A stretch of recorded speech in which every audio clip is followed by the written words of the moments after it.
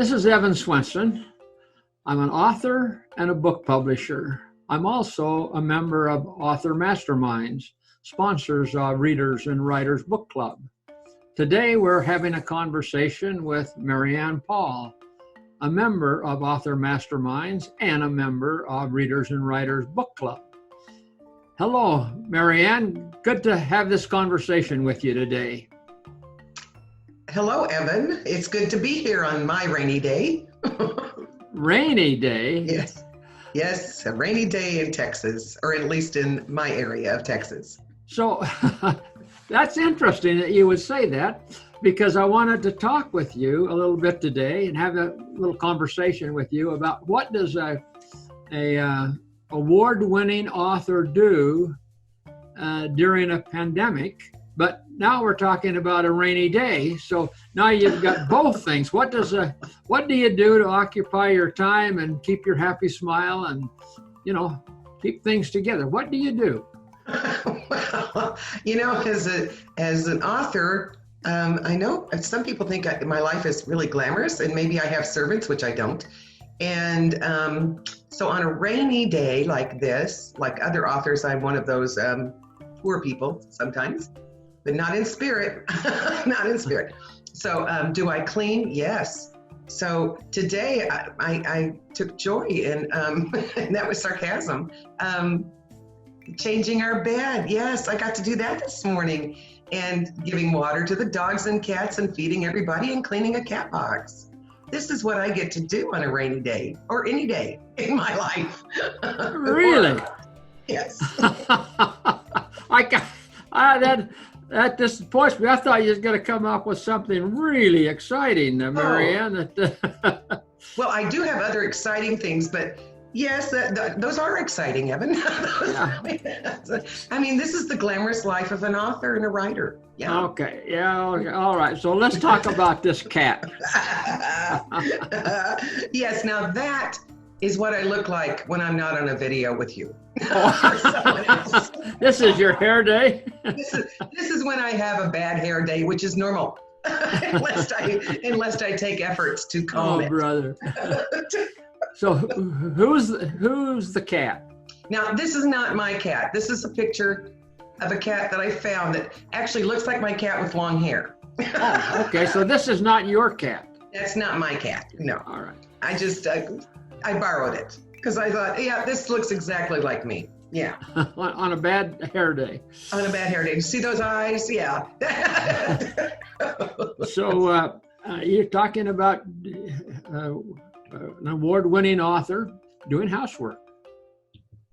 So yes. you really, yeah. Mm. We do housework, and sometimes we get to swim in our pool, but that's rare at this time of year. No. So I do housework, and I write. When I get done with my housework, it's kind of like when you do your chores as a child, then you get to sit down and do your author things. Yeah. Yeah. When you said as a child, that reminded me of something I'm just going to throw this out. This is not pre-planned by any means, but there was the married daughter that went home to visit her mother who was ill. And her mother asked her if she needed, asked the daughter if she could help her. And she said, "What did you need?" She said, "I needed the closet cleaned in the hall." And she says, "Okay." So she went and cleaned the closet. And she said, "Mom, I found a $20 bill in that closet. It had dust all over it. What was it doing there?" She said, "Well, when you was growing up, I put it there. And I asked you to clean the closet several times, and I knew you would find it, and then you could have the $20 bill, and you finally found it." Oh my, that does sound like me. Does that sound like a mother-daughter relationship? It really does. It really does.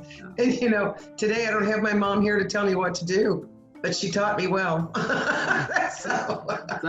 Thank God for mothers. Yes. Marianne, concurrent with the world situation, and I don't know whether it was planned on your part or it just happened that way, but you've started a blog And that started really about the same time that we started hearing about the world situation as far as the coronavirus. Was that planned that way, or is that just something that happened because you had some free time on a rainy day, or what?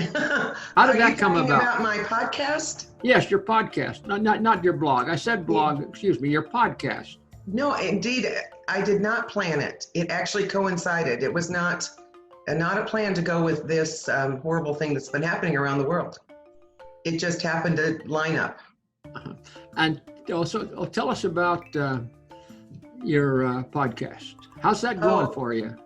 It's going fun. It's going well. I'm gaining followers.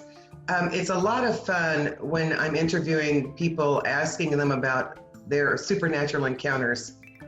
And I'm getting to know some people really well. And I have had a lot of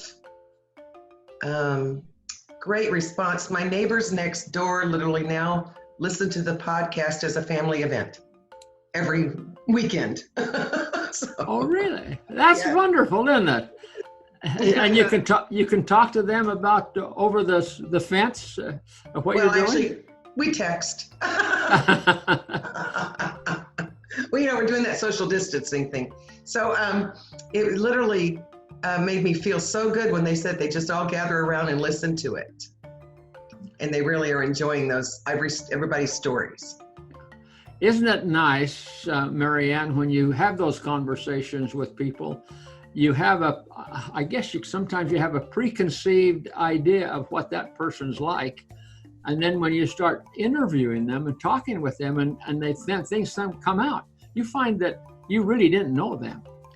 That's exactly true. That's very true. Every conversation I have had, I have gotten closer to those people that I'm talking to. And I've gotten to know something new about every one of them. And that is a great blessing. And I think it would be really fun for the audience because they're learning things as I am. Here's something that you may not have thought about, Marianne, and that is that your ideal readers, those that are interested in Marianne Paul, they also are getting to know Marianne better. They are. And they like that. And yes. That's probably one of the reasons that your neighbor is interested, is because they get to know you better. Now they know you different than what they knew you earlier. So they like you. Yeah, the preconceived notions of what we are as an author and a writer, I think, is that we're pretty distant, or we don't have time for people. But that's not true. And they don't know that we go through we all go through similar events. Sure. No matter if you're writing a book or if you're working in an office, it doesn't matter. We all, yes, and I've actually had to share, I've had a couple of times where I shared a story where I ended up having a supernatural encounter when I was talking with my people that were having them. Yeah, some of those I bet you came to mind, Marianne, in the conversation that you hadn't thought about for a while. And I really find it interesting that when my memory pulls them forward. I have one I haven't shared yet that I don't know when it'll come out, but it will in one of my next interviews. Yeah, and sometimes that's kind of like killing mosquitoes. Yeah, it is. Yeah, well, you kill one and two comes to the funeral. It's exactly right. That's exactly what's happening. And what I find interesting is the one that came forward that I haven't shared yet is actually going to be my next article for Readers and Writers Book Club. Oh, we'll look forward to that. And I'm looking forward to sharing it.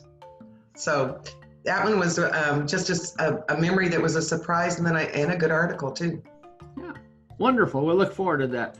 Marianne, you say that you're a child of the light who writes like a child of the night. Is that right? I am. That's exactly what I am. Tell us about that. What does that mean? Because I am a child of God, and I know that, and of Jesus Christ. And therefore, I believe in the light, and I live in it. But I write like a child of the night. So if that phrase brings Dracula to mind, you might want to consider that I don't do vampires, but same theme. So I write chilling, scary, and sometimes dark stories that have a good message. But they all, this is, I would say, they all end, all of the stories I've seen that you've had end with always good conquering evil. Yes, you never know. One of them, at least at Raven's Cove, you don't know if good has completely conquered that evil yet or not. But it always does. Temporarily. Yes. Temporarily, yeah. Yes. Evil is going to be here forever, as long as the earth stands. Correct. So, yeah. So it's an ongoing battle. It is, and what I believe that this battle goes around us 24/7. I don't think it ever stops. And I think when I was prompted to bring these stories to life, it was because I want readers and people to understand that there's things going around us we don't know that are happening. But there is a God that's in control of it all and brings us help when we need it. Thank you, Marianne. I appreciate that. I've got a slide here that I wanted to talk with you about, but as we do that, you're going to have to do a little explaining on this one. Marianne, as I got this together, I realized that I didn't get all of the captions on that. So you're going to have to talk about it. This picture in the upper left-hand corner. Yes, and I'm going to need to, I can't see the bottom of it, as you said. So it is one of my favorite. Whenever I have felt, I don't know, sometimes you can take a look at yourself as an author and, and we all have a vision of ourselves, So this is what people think we as writers do. Okay. So upper left with the happy, is that what society thinks? That's what society thinks we do, right? Now, how true is that of you? Anybody I've ever talked to, especially when you're out at a book signing, that is what they think we're doing all the time. That we're just out there having a great time because we have all the money and everything we need in the world. that we are constantly dressed and look like that, right? Yeah, no. And so now the next one is what Mom thinks I write. Yes. Now my mom, who passed away years ago, but I look at that and go, that's exactly what my mom would think. Because this is the child that wrote over all the books that I had with just like this child did, with a crayon.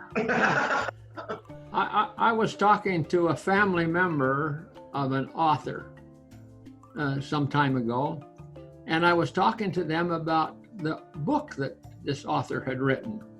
And the family member said, "Oh yeah, she has that cute little book." Yeah. And I said, "What?" The rest of my family kind of treats me like, they all say, "Oh yeah, we have your books," but half of them haven't and won't read them. It's like, it's so fun. I said, "Here we got 80,000 words of a book that goes all over the world, and this is a little book. Have you read it?" That's how my mom would have been. No, I haven't read it. Okay, well, read it, and then let's talk about this author's little book. There you go. There you go. That's Mom. So the next picture, friends. What my friends think I do. Yes. Yeah. People do not understand the type of work that goes into trying to write anything. I mean, an article or a book. And if I could lay around and write my book that way, gosh, I'd be thrilled. Yeah. That looks more like you're shopping, right? So that's not a self-portrait for sure. No, that is so not a self-portrait. We'll get to that one. So then the next one down in the lower left, that's a New York Times. What does that say? What is that? The New York Times, like I'm on the, what I think I do. Yeah. Yeah, that's where our brains go sometimes. Look at how cool we are. Yeah. So that's sometimes what an author thinks of themselves. Is that what you're saying? That's exactly what I'm saying. Okay. We're Oh, going, all look, right. this is what I think I do. Write books that are going to make the front page of the New York Times. Oh, sure. And then the next picture says signing books. Hmm. What my readers think I do. Just sit around and write book or sign And books. just sign books, yeah. Now, I will say, I can understand why a reader thinks that, but no. This is, when you go out into the world and sign books, which we don't do right now, especially with social distancing, this is how my readers used to see me. And they would think that that's all I did, and that's how I made my money, was by signing books. Well, Oh, don't we wish? In times past, you did do that. And your readers saw you front and center, and you talked about it a lot. We did, and I did, but it surely wasn't the only thing I ever did. Yeah. So, but you were a party to that misconception, Marianne. Oh, I was. Oh, I was such a party to it. Yes, and I do enjoy them. Although we won't be I don't do book signings right now at all. But yeah, that's what my readers think I do. I don't know what they think I do now. And so the last picture there. Now that's truth. There's the truth. What I really do when I'm writing, that's what it looks like. Except I'm on a computer instead of a typewriter. So instead of throwing papers out, I'm just deleting it. But when I get to writing really strongly, fast and hard, as we do, literally things like, what do you mean it's already 5 o'clock at night and I haven't gotten in the shower yet? And what do you mean that I forgot to drink my coffee or eat my breakfast? That's what it looks like. You're that obsessed. That's what you're doing when you're writing. Marianne, when you write, how do you write? Do you get up in the morning and say, okay, I'm a writer today, and it's 8 o'clock or 7 or whatever time you get up, so it's time to go to work? So you go in your office, you close the door, you keep the dog out, the husband out, the cat out, and you sit down and you write till lunch, and then you go to lunch and you come back and you write all that. How do you do that? Oh, I want to live that life, Evan. Oh, that's not you. Life. That's not me, but I like that life. Well, tell us what your life is then. My life lately, as you know, writing has not been as easy as possible. But when I write, I will say, when I really dive into a book, and I'm going to write that book, it takes me approximately 3 weeks to write a book. Now, I'm talking about writing, not editing. So when that happens, I do kick everybody else out. I shut the door and I start before I do anything else in the morning. Literally, I don't open email. I don't look at my phone. I don't go to Facebook. I do nothing that will distract me, because if I don't sit down right away, I won't write. So when you get on a roll, then you have to stay on that roll from front to back. And once the novel is done, then I can relax my schedule a bit and because editing is a different energy. So I can literally be distracted from editing and go back and edit. But I cannot be distracted from my story. So if you're sitting at your desk writing, if the cat jumps up on the desk, that's a distraction. Yes. And you don't permit that. Well, my cat knows. I know she came this way. One of my cats. When I sit at my desk, she gets in her inbox and she stays there and sleeps until I'm done. Really? Cats love to sleep. Yes. Now, once in a while, she has flashed her tail, I know, on our meetings, but usually she's very well behaved. The dogs, everybody has to go out, including my husband, and I have to shut my door. So if my door's open, you're isolated. When the door's closed, stay out. Yeah, which brings us to, my life isn't much different right now while we're social distancing than it is when I write. And I know it's not a funny subject, but I do find it funny that it's like, okay, I have to stay home. What's any different than that when you're writing? So are you finding this as a opportunity? It is becoming an opportunity. Mm-hmm. And so this can be you can even use this as an excuse to close the door. Mm-hmm. I'm right? Mm-hmm. So, yeah. Yes. In fact, I'm really excited about that opportunity, not about why it's here at all, but I'm thrilled that because something happens with everything getting slowed down where you can't go to certain appointments, you can give yourself permission to do what your real passion is for me, which is writing. So what are you writing right now, Marianne? I'm writing a book, and I hate to give out the name. So that may change anyway. Well, it's true. Right now, its name is The Andalusia Forest, and it's a book about a theme park. And of course, it is not a good place to be for anyone. It's a deserted theme park, and that's what I'm going to give you right now. Yeah. Well, the theme parks are deserted right now, Marianne. Yes, they are. So we're really writing about that. And I started this long before this happened. Yeah. Well, with the current situation, have you found some things that you could put into this book that maybe you didn't have or wouldn't have included otherwise? Well, Evan, I hadn't thought about that yet, but when you bring it up, I had a bunch of stuff just come to mind. Yeah, that could work on this. Yeah. Very well, as a matter of fact. Yeah. Sadly, to me. But I would use it, though, for good, not bad, because we all have enough sadness over this right now. We'll find to make it hopeful. Yeah, good for you. Yeah. Well, Marianne, you've destroyed some of our images of authorship. You've created others. Is there anything that you'd like to tell your ideal readers or readers that will want to become or may become ideal readers of yours? Anything you'd like to tell them in just as the few minutes that we have left? I would. That I would love it if you would contact me if you want to. You can always contact me at on the Readers and Writers Book Club, or at maryannpaul.com, or at my. Can I give an email address, Evan? Sure, absolutely, if you want to.